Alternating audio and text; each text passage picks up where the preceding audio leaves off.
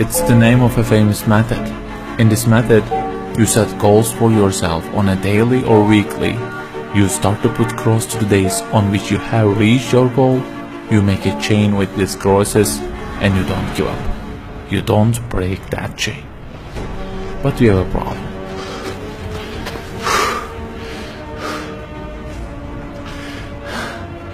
Personal development specialists say that we should have goals. You know, they say like, don't sleep more than 6 hours, learn a language, finish a book every week, don't stop, always run, don't give up on your dream, don't break the chain. Okay, I don't object to them. I also have a table and put crosses on it every day and go after many goals, no problem. But you know what? They don't talk about the most important part of it.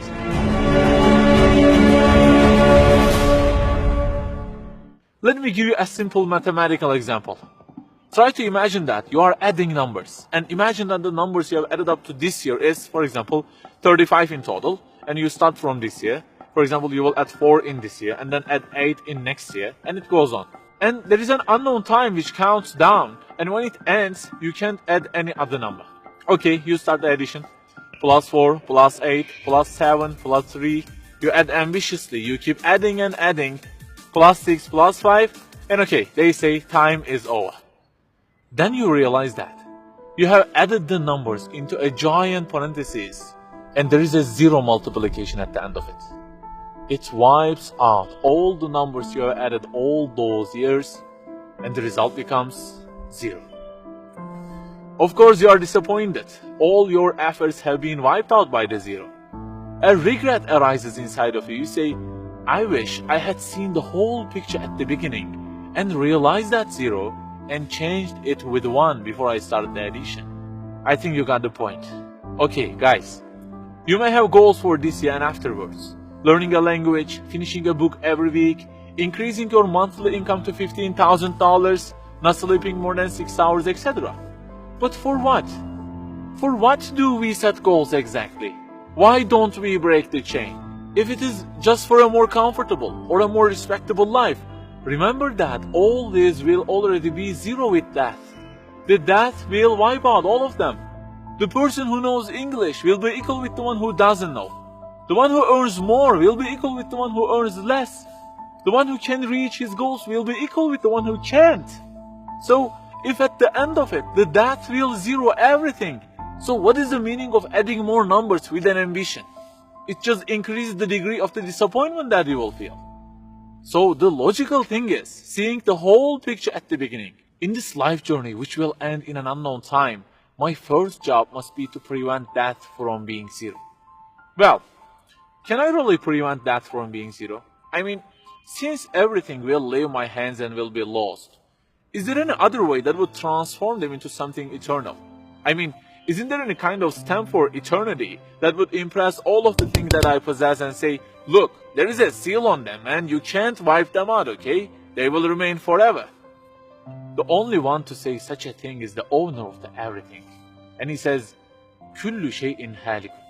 Everything, the languages you learn, the money you earn, the books you read, everything will be perished, إِلَّا وَجْهَهُ, except their way towards Him. So the Creator of our life says, if your intention is towards Allah, if the thing you do is for His acceptance, it won't disappear, it will be transformed into eternity in paradise. So learning a language, finishing a book every week, being rich, everything, if they are towards Him and for His sake, eternity stamp being pressed on them. For example, in this year, I will study English for 10 minutes daily. For what? Because serving Islam in the field of English is so important, and I want to gain acceptance of my Lord with it. That 0 has turned into 1. This year, I will finish a book every week. Why? Because this is the way of being a more sophisticated person and serving Islam better, and Allah who is eternal will be pleased with it. Good news, that 0 has turned into 1 because now His acceptance is your intention. I aim increasing the income of my company to $150,000. For what? Because I will spend that money on spreading the message of the Quran to the whole world and the publications that would please Him. you have exterminated the zero because now your goal is towards him. We add and add like this through our lives, and they don't end with death. People who seek Allah's sake in their actions kill their death. Death cannot zero their additions. If the thing we do is for his acceptance, it is not mortal. You may say, I don't really love him that much, and maybe I don't really believe in him that much either. So how can I do everything for his sake? I don't even know who he is.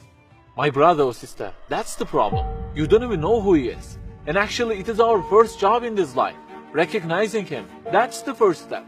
The more you recognize him, the more you love him. And the more you love him, the more you seek his sake in your actions. So learn about him. Who made you? What does he want? Why does he give you such a billion things in each day? Read, find out. Turning the zero into one is a lifelong process. Start at the point that you are missing and try to fix it.